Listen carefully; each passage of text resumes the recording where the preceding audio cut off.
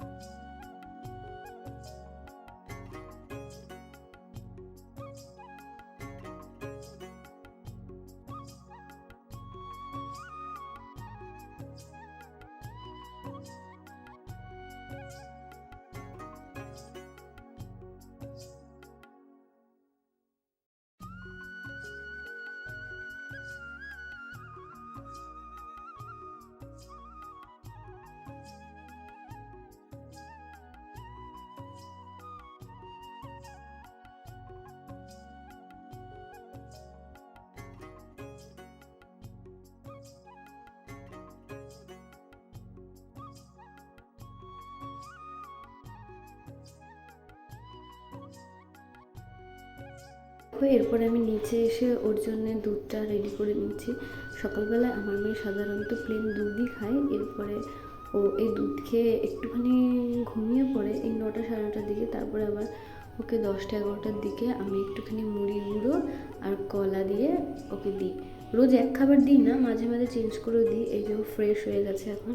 এই যে মাথা আশ্রে দিয়ে চিরুনিটা পাশেই রেখেছিলাম ভুল করে, সেটা এখন খেতে শুরু করে দিয়েছে। দেখো, এরপরে আমি, যেহেতু বুদ্ধ পূর্ণিমা ছিল, তাই কালকে আমি আবার একটুখানি পুজোটাও দিয়ে নিচ্ছিলাম ঠাকুরের কাছে। আর আমাদের গোপাল সোনাদের তো কেমন লাগছে তোমরা অবশ্যই জানিও।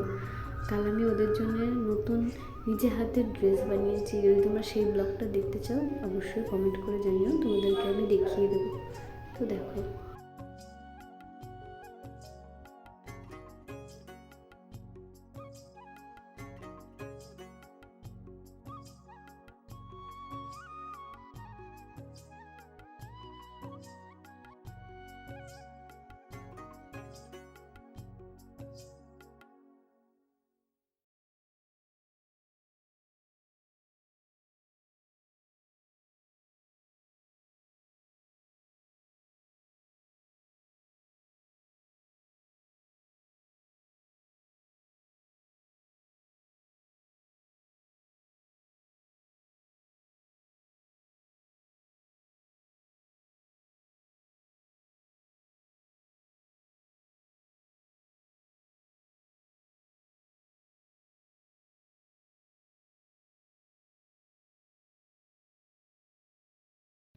দেখো, সারাদিন উপোস করার পরে আমি কী নিয়ে উপোস হয়েছি সেটা হচ্ছে পান্তা ভাত আর শুকনো লঙ্কা দিয়ে মাখা আলু সিদ্ধ।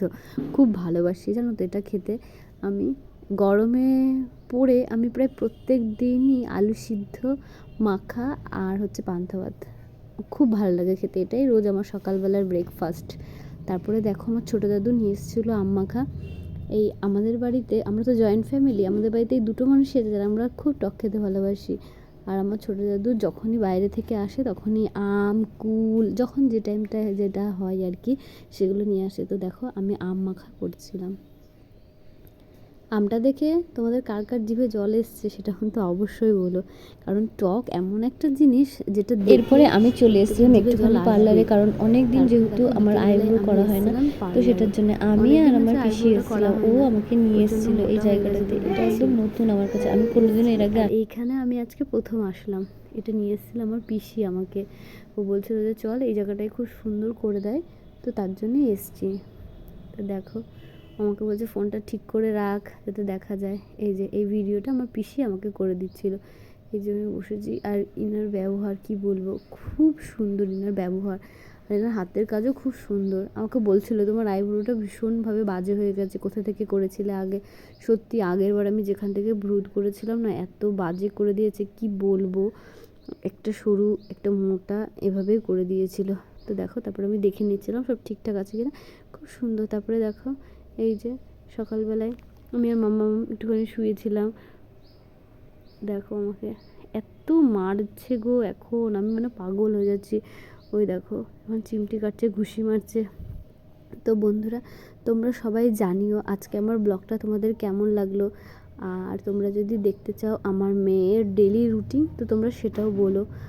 আর সকাল থেকে আমি ওকে কি কি খাওয়ালাম তোমরা দেখতেই পারলে। যদি কোথাও কোনো ভুল ত্রুটি থেকে থাকে তোমরা আমাকে বলো যে ওকে আর কি খাওয়ানো যায় বা কিছু, তোমরা আমাকে একটু টিপস দিও। ঠিক আছে, আজকের মতো তাহলে আসছি, টাটা, বাই, সবাই ভালো থেকো। আর শেষ পর্যন্ত আমার মেয়ের দুষ্টুমিটা তোমরা একটু দেখতে থাকো, বাই।